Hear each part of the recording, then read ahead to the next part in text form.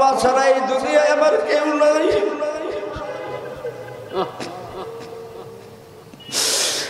আমি ছাড়া আর আমার আব্বু ছাড়া তো আমাদের আপনজন কেউ নাই।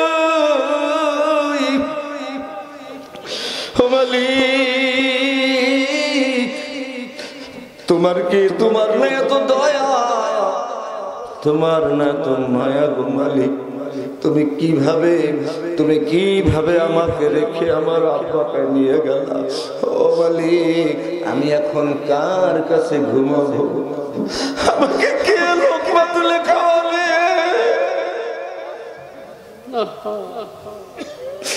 কে আমাকে আদর করবে? কোন সময় বাবা আমার রাত্রি করে বাসায় ফিরতো না। যত কাজী থাকতো বাবা আমার সন্ধ্যার আগে বাড়ি ফিরে আসতো। আমি ভয় পাবো, আজকে তুমি আমার সেই বাবাকে নিয়ে গেলা,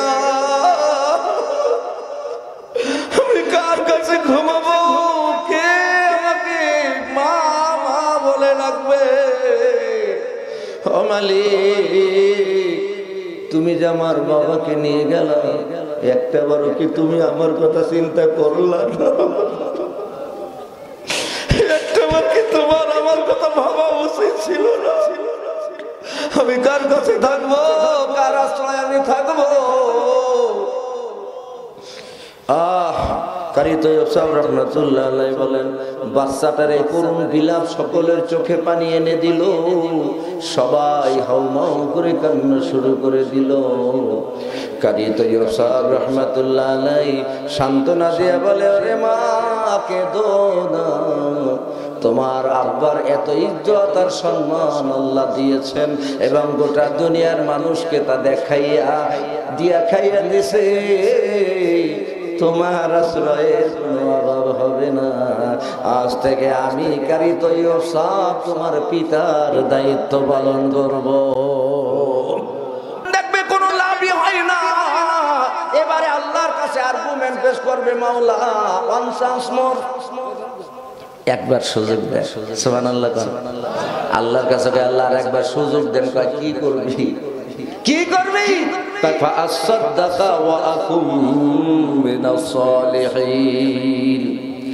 এখানে হাফেজে কোরআন উলামায়ে কেরাম আছেন। পবিত্র কোরআন শরীফে সূরা মুনাফিকুনের 10 নম্বর আয়াতের শেষের অংশ, আল্লাহ চান্স দেন একবার, দান সদকা কইরা নেক আমল কইরা একেবারে আল্লাহওয়ালা হইয়া তারপরে দুনিয়ায় আসবো। আল্লাহ বলবে ইট ইজ নট গ্রান্টেড, সম্ভব নয়। কারণ একবার যদি কোনো ব্যক্তি মারা যায় সে কি আবার ফিরে আসবে? জোরে বলে, সে আর ফিরে আসবে না। সুতরাং সামান তো যাওয়ার আগেই জোগাড় করা দরকার, ঠিক কিনা? আসেন আমার ভাইরা, এতক্ষণের কথা যদি আপনারা বুঝে থাকেন তাহলে দিলের কান লাগান। এবারে ওই যে শুরুতে বলছিলাম এমপির সাথে পিএস তার ইজ্জত আর একজন চেয়ারম্যানের পিএস এর ইজ্জত এক না। এই দুনিয়ার সমস্ত কিতাবের শ্রেষ্ঠ কিতাব হলো কোরআন। এর সাথে লাগার পরে সাধারণ কাপড় চুমার যোগ্য হয়, এর সাথে লাগার কারণে সাধারণ কাঠের কিংবা প্লাস্টিকের রেহেল চুমার যোগ্য হয়। তাহলে এই কোরআনকে যদি আপনি মানেন, এই কোরআন দিয়েই যদি আপনি জীবন সাজান, আর এই কোরআনকে যদি আপনি অন্তরের অন্তঃস্থল থেকে মহব্বত করেন, তাহলে আপনার ইজ্জত আর সম্মান কত হবে শোনেন সবাই আমার দিকে খেয়াল দিয়া। আমার ভাইরা, কারি তৈয়ব সাহেব রহমাতুল্লাহ আলাইহি তার কিতাবের মধ্যে লেখেন, ভারতের পাহাড়িয়া অঞ্চলে একদল মুসলমান বাস করত। তাদের কোনো সামাজিক নিয়ম কানুন ছিল না, কারণ তারা ছিল বেদুইন যাযাবর। তাদের নির্দিষ্ট কোনো নিয়ম কানুনের মধ্যে তারা পড়তো না। অধিকাংশ মুসলমান ট্রেন স্টেশনে কুলির কাজ করত, জীবিকা নির্বাহ করত। এই ট্রেন স্টেশনে কুলির কাজ করে এরকম একজন মুসলমান একদিন রাতের বেলা মারা গেছে। মুসলমান আবারও বলি, খুব খেয়াল দেন, কোরআনকে ভালোবাসলে তার ইজ্জত আল্লাহ কত বাড়ায় দেয়। সুবহানাল্লাহ। আমার ভাইরা, এই কাঠো এই লোকটা ট্রেন স্টেশনে কুলির কাজ করে। লোকটা হঠাৎ মারা গেছে। পরের দিন সকালবেলা লোকজন যেভাবে বসে গোসল টোসল করাইয়া অপেক্ষা করতেছে। আরে আমরা তো কেউ জানাজা পড়তে পারি না, জানাজা পড়বো কেমনে? মুরব্বীরা কয় এভাবে তো পয়সা থাকলে কাজ হবে না, চলো মানুষ চলার পথে যেখানে সেখানে নিয়ে যাই। এবারে লাশটাকে নিয়ে মানুষ চলার পথ যেখানে সেখানে পাশে নিয়ে দাঁড়ায় রয়েছে। দীর্ঘ সময় পার হয়ে যায়। হঠাৎ দেখে একটা লোক সাইকেলে করে আসতেছে, মুখে সুন্দর দাড়ি, মাথায় টুপি, দেখেই বোঝা যায় একজন আলেম। আর দেখেন এখান থেকে একটা মাসালাও শিখেন, যারা গাড়ি চালান তাদেরও এই মাসালাটা ফলো করা উচিত। যখন দেখবেন খাটিয়ায় করে কোনো লাশ নিয়ে যাওয়া হয়, তখন আপনি যেখানে আছেন ফুললি ওখানে স্টপ হয়ে যান। কারণ মুসলমান এমনই এক জাতি যারা মারা গেলেও তাদের ইজ্জত আর সম্মান আল্লাহ দিয়েছেন।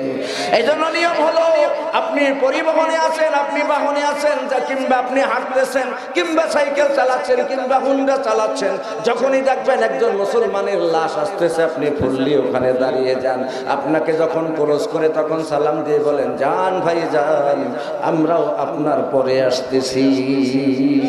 কথা বলেন ঠিক কিনা? যাই হোক ভাইরা আমার, যখন ওই হুজুর দেখলো সামনে একটা লাশ দেখা যায়, উনি সাইকেল থেকে নেমে এবারে পায়ে হেঁটে লাশের কাছে এসে সালাম দিল। লোকজন বলে, হুজুর আপনি কি আলেম? আপনি কি জানাজা পড়াতে পারেন? হ্যাঁ অবশ্যই জানাজা পড়াতে পারি। এই যে আমাদের এক মুসলমান ভাই মারা গেছে, আমরা কেউ জানাজা পড়তে পারি না, যদি একটু জানাজাটা পড়তেন। এবারে আলেম বলে, ঠিক আছে আপনারা দাঁড়ান। কাতার বন্দি হলো, হুজুর জানাজা পড়ালো।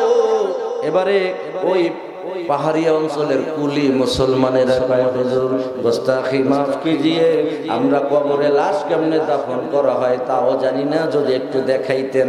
এবারে হুজুর বলে, দেখো আমারও হাতে সময় নেই, তারপরে কি করব তোমরা জানো না আমি জানি, সুতরাং আমি একজন মুসলমান হিসেবে আর একজন মুসলমানের সমাধি দেওয়াটা আমার উপরে এখন ওয়াজিব হয়ে গেছে।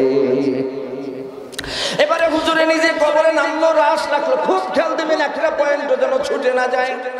এবারে হুজুরে নিজে কবরে নামলো, লাশ দাফন করলো, আনুষঙ্গিক কাজকর্ম সব শেষ করে বাকিটা দেখাইয়ে হুজুর দ্রুত চলে যায়। আমার ভাইয়েরা অফিসে প্রবেশ করতে যাবে, এমন সময় গেটের দারোয়ান তিনি বলতেছে, স্যার আজকে হেড অফিস থেকে ইন্সপেকশনে পরিদর্শনে লোক আসবে, সুতরাং আইডেন্টিটি কার্ড আপনাকে গেটে জমা দিতে হবে। উনি পকেটে হাত দিছে, হাত দিয়ে দেখে পরিচয়পত্র নাই। কিরে, আমি তো পরিচয়পত্র লইলাম, গেল কোথায়? হঠাৎ করে মনের মধ্যে কামড় দিছে, ওই যে লাশ লই আমি নিচে নামছি, কবরে নামছি, নুইছি যখন মনে হয় পরিচয়পত্রটা কবরে পড়ে গেছে। উনি আবার ব্যাক করে চলে আসছে, এসে দেখে লোকজন দাফন কাজ শেষ করে চলে যাচ্ছে। সালাম দিয়ে বলে, ভাই প্রয়োজনে কবর খনন দ্বিতীয়বার খনন করা যায় যাচ্ছে, আমার বিশ্বাস আমার পরিচয়পত্রটা কবরে পড়ে গেছে, আপনারা কবরের মাটি এবার সরান। এবারে মাথার দিক থেকে মাটি সরানো হলো, কিছু দূর সরানোর পরে ভিতরে ঢোকা যায় এই পরিমাণ জায়গা ক্লিয়ার হলো। আল্লাহু আকবার বলেন সবাই। আমার ভাইরা কারি তৈয়ব সাহেব রহমাতুল্লাহ আলাইহি ওনার কিতাবের মধ্যে লেখেন, ওই আলেম যখন নিচের দিকে তাকাইছে, তাকাইয়া দেখে কবরে লাশ দেখা যায় না, পুরোটা কবর তাজা ফুলে ফুলে ভরে গেছে। আল কবরু রাওজাতুম মিন রিয়াদিল জান্নাহ আও হুফরাতুম মিন হুফারিন নার। আল্লাহ রাসূল বলে গেছেন, কবর কারো কারো হবে জান্নাতের বাগান, আর কারোটা হবে জাহান্নামের গাড়া। আল্লাহু আকবার। সুতরাং আমার ভাইরা, হুজুর দেখে পুরো কবরটাই ফুলে ফুলে ভরে গেছে। হুজুর অনুমান ভিত্তিক যে জায়গায় হাত দিলেন, পরিচয়পত্র পেয়ে গেলেন, নিজের পকেটে পরিচয়পত্র ঢুকাইয়া উপস্থিত মুসলমানদেরকে বলল, ভাই তোমরা দুনিয়ায় জীবিত থাকাকালীন কোন জান্নাতি মানুষকে যদি দেখতে চাও, তবে তোমাদের এই কুলি ভাইরে এক নজর দেখে নাও। এই বলে হুজুর কবরের মাটি, কবরের ফুলগুলো তিনি মাথার দিক থেকে সরাইলেন। আল্লাহু আকবার। কবরের মাথার দিক থেকে মাটিগুলো সরাইছে, এরপরে কাফনের কাপড়টা সরাইয়া চেহারার দিকে তাকাইয়া দেখে, হায় হায় এ কেমন চেহারা, যেন পূর্ণিমার চাঁদ তার কাছে ম্লান হয়ে যাচ্ছে। আহারে লোকজন হাউমাউ করে কান্না শুরু করে দেয়। আহারে আমরা তো ট্রেন স্টেশনে কুলির কাজ করি, রোদ্রে ভিজি, বৃষ্টিতে রোদ্রে পুরি, বৃষ্টিতে ভিজি, আমাদের চেহারা তো হলো আফ্রিকান মানুষের মতো, অথচ এ যেন মনে হয় একজন নবীর চেহারা যেমন সুন্দর তেমন সুন্দর। সুবহানাল্লাহ। আমার ভাইয়েরা, মুহূর্তের ভিতরে খবরটা চতুর্দিকে ছড়িয়ে পড়লো। যেই সকল আশেপাশের হিন্দু মহল্লার লোক ছিল যারা এই গুলিকে চিনত, ওই কবরের দিকে এভাবে এক নজর তাকাইয়া মনের অগোচরেই তারা পড়ে ফেলে আশহাদু আল্লা ইলাহা ইল্লাল্লাহ ওয়া আশহাদু আন্না মুহাম্মাদান আবদুহু ওয়া রাসূলুহু। এভাবে দলে দলে মানুষ জমায়েত হতে লাগলো। অসংখ্য মানুষ শুধু চেহারা দেখেই তারা কলেমা পড়ে মুসলমান হয়ে যেতে লাগলো। কারি তৈয়ব সাহেব রহমতুল্লাহ আলাইহি বলেন, খবরটা আমাদের দারুল উলুম দেওবন্দ চলে আসলো। আমরা ছাত্র শিক্ষক মিলে সবাই সেখানে চলে গেলাম। কারি তৈয়ব সাহেব রহমতুল্লাহ আলাইহির বক্তব্য হলো, তিনি যখন ওই গুলি ব্যক্তির চেহারার দিকে তাকাইছে, দেখে বলে এ যেন আখিরি নবীর উম্মতের ভিতরে আর একজন ইউসুফ পয়গম্বরের সৌন্দর্য দান করেছে। কারি তৈয়ব সাহেব রহমতুল্লাহ আলাইহি বলেন, এই শোনো, এরকম একটা জান্নাতে মানুষকে তোমরা প্রদর্শনী বানাইও না, তাড়াতাড়ি কবর বন্ধ করে দাও। কবর বন্ধ করে দেওয়া হলো। কারি তৈয়ব সাহেব রহমতুল্লাহ আলাইহি বলেন, ভাই রে, এই যে লোকটা মারা গেছে তার আপনজন কে আছে? লোকটা বড় হতভাগা, ছোটকালেই মা বাবা হারাইছে, এরপরে যৌবন বয়সে পদার্পণ করে বিয়ে করলো, একটা মাত্র মেয়ে সন্তান হওয়ার পরে বউটাও মারা গেল, দ্বিতীয় বিয়ে আর করে নাই, মেয়েটার আদর যত্নে অবহেলা হবে, যার কারণে একটা মেয়ে ৬-৭ বছরের একটা মেয়ে রেখেও লোকটা চলে গেছে। কারি তৈয়ব সাহেব রহমতুল্লাহ আলাইহি বলেন, চলো তার বাসা কোথায়? কারোর বাসা তো নেই, আমাদের কারো ঘর দুয়ার নাই, আমরা যাযাবরের মতো জীবন যাপন করি ওই টিলার উপরে, ছোট ছোট কুটির আমাদের। এখানে নিয়ে যাওয়া হলো। দেখে ওই কুটিরের সামনে ছোট্ট একটা বাচ্চা, ৬-৭ বছরের বাচ্চাটা এমন করুণ বিলাপ করতেছে। বাচ্চাটা কান্দে, কে যেন মনে হয় তাকে কথাগুলো শিখিয়ে দেয়। বাচ্চাটা সুন্দর করে বলে, আল্লাহ তুমি তো জানো আমার মা নাই, আমার দাদা দাদি নাই, নানা নানি নাই, আমি ছাড়া, আমার বাবা ছাড়া এই দুনিয়ায় আমার কেউ নাই।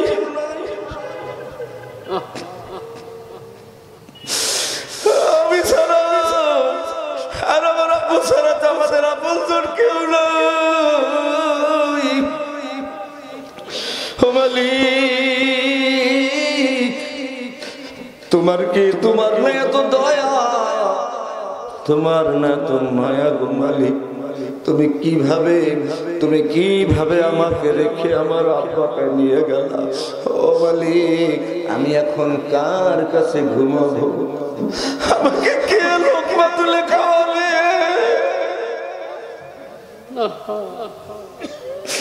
কে আমাকে আদর করবে? কোন সময় বাবা আমার রাত্রি করে বাসায় ফিরতো না, যত কাজই থাকতো বাবা আমার সন্ধ্যার আগে বাড়ি ফিরে আসতো। আমি ভয় পাবো, আজকে তুমি আমার সেই বাবাকে নিয়ে গেলা, আমি কার কাছে ঘুমাবো? কে আমাকে মা মা বলে ডাকবে? ও মালিক, তুমি যে আমার বাবাকে নিয়ে গেলা, একটা বারো কি তুমি আমার কথা চিন্তা করলা না? একটা বার কি তোমার আমার কথা ভাবা উচিত ছিল না? আমি কার কাছে থাকবো, কার আশ্রয় আমি থাকবো? কারি তৈয়ব সাহেব রহমতুল্লাহ আলাইহি বলেন, বাচ্চাটার এই করুণ বিলাপ সকলের চোখে পানি এনে দিল। সবাই হাউমাউ করে কান্না শুরু করে দিল। কারি তৈয়ব সাহেব রহমতুল্লাহ আলাইহি সান্ত্বনা দিয়ে বলে, ওরে মা, কেঁদো না, তোমার আব্বার এত ইজ্জত আর সম্মান আল্লাহ দিয়েছেন এবং গোটা দুনিয়ার মানুষকে তা দেখাইয়া দিছে। তোমার আশ্রয়ের কোনো অভাব হবে না। আজ থেকে আমি কারি তৈয়ব সাহেব তোমার পিতার দায়িত্ব পালন করব। যাই হোক ভাইরা আমার, কারি তৈয়ব সাহেব রহমাতুল্লাহ আলাইহি মেয়েটাকে জিজ্ঞাসা করে, মা তোমার বাবা কি করতো?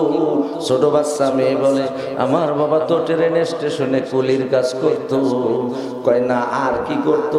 কয় আমার আব্বা কোনো সময় রাত্র করে বাড়ি ফিরতো না, সন্ধ্যার আগেই বাড়ি ফিরে আসতো, আমার কাছে বাজার সদা দিয়ে বলতো, মারে এগুলো একটু গুছগাছ করে রাখো, সারাদিন পেটের পূজা করলাম, আমার মালিকের সময় দেওয়ার মতো সময় আমার হলো না। এই বলে আমার বাবা ওযু করতো, ওযু করে যায় নামাজে বসে যেত, নামাজ পড়তো। এরপরে হুজুর ওই যে একটা বই দেখতেছেন, ওই বইটা আমার বাবা হাতে নিয়া এইরকম লাইনের নিচে আঙ্গুল টানতো আর বলতো, আল্লাহ এটা তোমার কালাম, আমি পড়তে পারি না।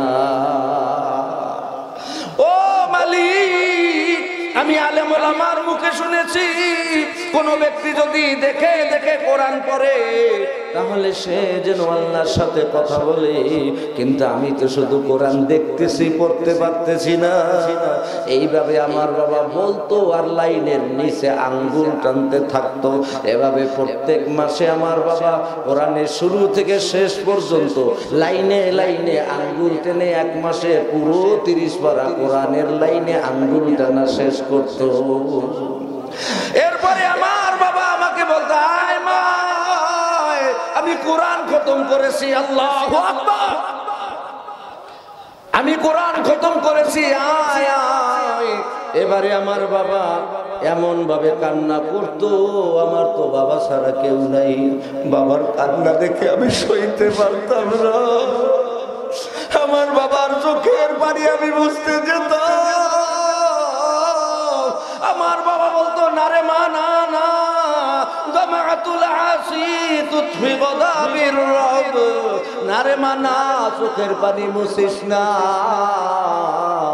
কারণ আল্লাহর রাগ কমাবার জন্য, আল্লাহর রাগ নিবানোর একমাত্র হাতিয়ার হলো চোখের পানি। এ বাবা, ওই যে শুরুতেই বলেছিলাম, যদি একটা ফোঁটা চোখের পানি আপনার এই মাহফিলে কবুল হয়ে যায় তো আল্লাহর রাগ আপনি কমাতে পারবেন, জাহান্নাম আপনার জন্য আল্লাহ হারাম করে দিবে। সুবহানাল্লাহ। আবার ভাইরা, এবারে ওই বাচ্চা বলে, হুজুর এই বলে আমার বাবা কাঁদতো, আমি পানি মোছাইতে গেলে বলতো, না রে মা না, জাহান্নামের আগুন নিভাবার আর কোনো যন্ত্র নাই, কোনো অস্ত্র নাই, একটাই মাত্র যন্ত্র আর অস্ত্র, সেটা হলো চোখের পানি। এই জন্য মুরব্বী বাবাজিরা, তরিকাপন্থী ভাই যারা আছেন, একটা কথা মনে রাখবেন, আল্লাহর ওলি হওয়ার জন্য চোখের পানির বিকল্প নাই। এই যে মানুষ লক্ষ লক্ষ মানুষ দৌড়ায়, কিসের কারণে দৌড়ায়? কি একদিন রাত্রে আল্লাহর ওলিদের সোহবাতে থেকে দেখেন, দুনিয়ার সমস্ত মানুষ যখন ঘুমাইয়া থাকে, তাহাজ্জুদ নামাজ পইরা পইরা চোখের পানি ফালাইয়া কান্দে, আল্লাহ সব কিছু সইতে পারবো মাওলা, তোমার জাহান্নামের আগুন সহ্য করার ক্ষমতা আমাদের কারণেই। কথা বলেন ঠিক কিনা? এবারে কারি তৈয়ব সাহেব রহমাতুল্লাহ আলাইহি বলে, মাগো ওই বইটা একটু আমার কাছে দাও। কারি তৈয়ব সাহেব নিজে বর্ণনা করেন, আমি কোরআন শরীফ যে হাতে নিলাম, নিয়ে দেখি লাইনের নিচে, এই যে কোরআন শরীফের লাইনের নিচে একটু একটু সাদা জায়গা আছে না, এইরকম লাইনের নিচে আঙ্গুল টানতে টানতে প্রত্যেকটা লাইনের নিচে সাদা পৃষ্ঠাগুলো কালো হয়ে গেছে। আর ওই যে কোরআন শরীফে খুলে খুলে লাইনের নিচে আঙ্গুল টানতো, আর চোখের পানি পড়তে পড়তে প্রত্যেকটা পৃষ্ঠার ভিতরে চোখের পানির দাগ পড়ে গেছে। কারি তৈয়ব সাহেব রহমাতুল্লাহ আলাইহি, মুসলমান আমতলির মুসলমান শোনেন, কারি তৈয়ব সাহেব রহমাতুল্লাহ আলাইহি মস্ত বড় আল্লাহর ওলি এবং বিশিষ্ট আলেমে দ্বীন ছিলেন। দারুল উলুম দেওবন্দের দীর্ঘ বছরের মুহতামিম যিনি ছিলেন, উনি ফতোয়া দিলেন, এই জনসমুদ্র তোমরা শোনো, আল্লাহর কোরআন যে দুনিয়ার শ্রেষ্ঠ গাইডলাইন, আল্লাহর কোরআন যে দুনিয়ার সবচাইতে দামি কিতাব, আল্লাহ তাআলা তার প্রমাণ আর একবার করে দিলেন। এইগুলি লোকটা কোরআন পড়তে পারে না, শুধু কোরআনকে মহব্বত করত, লাইনের নিচে আঙ্গুল টানার কারণে আল্লাহ তার মর্যাদা কত দিয়েছেন যে আল্লাহ তার কবরটাকে জান্নাত বানাইয়া দিছে। আবার জানাজা পড়ানো হুজুরের পরিচয় পত্র কবরে ফালাইয়া গোটা দুনিয়ার মানুষকে জানাইয়া দিছে, দেখো আমার আল্লাহ, আমি আল্লাহর কোরআনের সাথে যার মহব্বত থাকবে, আমি আল্লাহর কোরআনের সাথে যার ভালোবাসা থাকবে, তার ভালোবাসা হলো আমার সাথে। আমার কোরআনকে যে ভালোবাসবে সে যেন আমাকেই ভালোবাসলো, আর আমাকে যে ভালোবাসলো তার একমাত্র আশ্রয়স্থল হলো জান্নাত। আরো জোরে সুবহানাল্লাহ। সুতরাং মুসলমান, এতক্ষণের এই ঘটনা যদি আপনারা বুঝে থাকেন তাহলে বলেন এই কুলি ব্যক্তির এত ইজ্জত হলো কিসের কারণে? কোরআনের সাথে সম্পর্ক করার কারণে, ঠিক কিনা? এখন আপনারা যারা এইখানে এই মুহূর্তে সেই কোরআনের মাহফিলে বসে আছেন, আপনাদের দাম বেড়েছে না কমেছে? জোরে বলেন, কত বাড়ছে? অনেক বাড়ছে। এই অনেক কত শোনেন, দরজে কুলাবে কুলাবে কত কত কত আপনার দাম বাড়ছে? এটাই আমার আলোচনার শেষ, এটাই আমার শেষ কথা। আপনার ইজ্জত কত হয়েছে এই কোরআনের মাহফিলে বসার কারণে? সুবহানাল্লাহ, সুবহানাল্লাহ। এ ভাই, এখানে কিসের আলোচনা হয়? কোরআন হাদিসের আলোচনা, তাই না? খালি একটা কথা বুঝেন, এই কোরআনের মাহফিলের দাম কত? আল্লাহ রাসূলকে বলে, লা ইয়াকুযু কওমুন ইয়াযকুরুনাল্লাহা ইল্লা হাফাতুহুমুল মালায়েকা ওয়া গাশিয়াতুহুমুর রাহমা ওয়া নাযালাত আলাইহিমুস সাকিনা ওয়া যাকারাহুমুল্লাহু ফী মান ইনদা। আল্লাহু আকবার। এই মাহফিলের দাম কত? কিসের কারণে দাম? এখন এই কোরআনের কারণে এই মজলিসের দাম কত হয়েছে? পয়গম্বর বলে, হাফাতুহুমুল মালায়েকা, এই মজলিসের চতুর্দিক দিয়ে আল্লাহর রহমতের ফেরেশতারা বেষ্টনী দিয়ে দাঁড়িয়ে আছে। সুবহানাল্লাহ। ওয়া গাশিয়াতুহুমুর রাহমা, আল্লাহ তাআলা উপর থেকে রহমত নাজিল করেন। ওয়া নাযালাত আলাইহিমুস সাকিনা, আল্লাহ তাআলা এই মজলিসকে যেমন ফেরেশতা দিয়া বেষ্টনী দিয়ে রাখছেন, আবার আল্লাহ তাআলা কয় আমি ওই মজলিসের উপরে রহমতে সকিনা নাজিল করি। এখন রহমতে সকিনা কি, এটা ব্যাখ্যা দিতে গেলে অনেক লম্বা হয়ে যাবে। শুধু বুঝেন, আল্লাহর রহমতের এক ধরনের বৃষ্টি, এই বৃষ্টি চামড়ার চোখ দিয়ে দেখা যায় না, লাগে 3 নাম্বার চোখ। বুঝেন নাই? একথা বল না কেন? এটা তো অনেক তরিকার লোক আছেন, বুঝেন না কথা? চোখ কয়টা? হ্যাঁ, কয়টা? আরে ভাই, একজন হিন্দু মানুষ সেও জানে, আর আপনারা মুসলমান জানেন না। বিশেষ করে তরিকার মানুষ তো জানা উচিত। সীতানাথ বসাক আদর্শ লিপি লিখছিলেন, পড়ছেন আপনারা? আদর্শ লিপিতে সীতানাথ বসাক কি লিখছিল? 1 চন্দ্র, 2 পক্ষ, 3 নেত্র। নেত্র মানে কি? চোখ। তাহলে এখন এখানে উনি হিন্দু মানুষ, চোখ 3টে লেখলেন কেন? কারণ চামড়ার চক্ষু বন্ধ করে ঢাকা সদরঘাট লঞ্চঘাট দেখা যায় যদি আপনি যাইয়ে থাকেন। কথা কেন? ঠিক না? তাহলে এই যে আরেক চোখ দিয়ে দেখলেন, এই যে চামড়ার চোখ, এইটার কিসের চোখ? অন্তর চোখ, যাকে তরিকার ভাষায় বলে মারিফাতের চোখ। কথা বলা ঠিক না? সুতরাং ওই রহমতে সকিনা এই চামড়ার চোখ দিয়ে দেখা যায় না, এটা দেখার জন্য আরেকটা চোখ লাগে, যেটা হলো অন্তর চোখ। হযরতে আয়েশা সিদ্দিকা রাদিয়াল্লাহু তাআলা আনহা, রাসূলের রাসূলের স্ত্রী হযরত আয়েশা সিদ্দিকা, তিনি একবার আল্লাহ রাসূলের বিছনা মোবারক পরিপাটি করতেছিলেন। বিছনা মোবারক পরিপাটি মানে পরিষ্কার পরিচ্ছন্ন বা সাজগোজ করতেছিলেন। এমন সময় রসুলের দেখে বিছনার উপর রসুলের টুপি মোবারক পরে আছে। আয়েশা সিদ্দিকার বয়স তো কম, দেখবেন ছোট ছোট মেয়েরা মাঝে মাঝে দুষ্টমি করে বাবার টুপি নইলে ভাই টুপি মাথায় দেয়, তাই না? হযরত আয়েশা সিদ্দিকা বিছনার উপরে দেখে রসুলের টুপি পরে আছে, উড়াইয়া মাথায় দিস। মাথায় দিয়ে যাই বাইরে তাকাইছে, দেখে প্রচন্ড বৃষ্টি হইতেছে। আয়েশার মনের মধ্যে কামড় দিছে, হায় হায় রে, আমার রসুল না দিন প্রচারে বাইরে গেছে, আমার রসুল তো বৃষ্টিতে ভিজে যাইবে, বড় কষ্ট হইব। এই জন্য হযরতে আয়েশা সিদ্দিকা কি করছে, বিছনা গোছগাছ কইরা রসুলের কাপড় চোপড় যা আছে তাই নিয়ে দরজার আড়ালে দাঁড়ায় রইছে, রসুল যাতে কষ্ট না পায়, আসার সাথে সাথে কাপড় দিতে পারে, ঠিক কিনা? আর আমাদের অবস্থা কি, আমরা তো বাড়িতে যখন আসবো, অনেক শিক্ষিত পরিবারের এরকম অবস্থা আছে, দাঁড়াইয়া থাকা তো দূরের কথা, এক সপ্তাহ পর বাড়ি আইয়া দরজায় নক করছে, কাজের বুয়া যাইয়া দরজা খুলে দেয়, 10 মিনিট 20 মিনিট হইয়া যায়, বউয়ের খবর নাই, কথা খা। অথচ কোন স্ত্রী স্বামী আসবে এই অপেক্ষায় যদি কোনো স্ত্রী ওই দিন আগে ভাগে গোসল করে, সুন্দর করে সাজসজ্জা করে, এরপরে সে সুন্দর আতর কিংবা ভালো ঘেরানোলা কিছু লাগাইয়া স্বামী আসবে এই অপেক্ষায় অপেক্ষমান থাকে।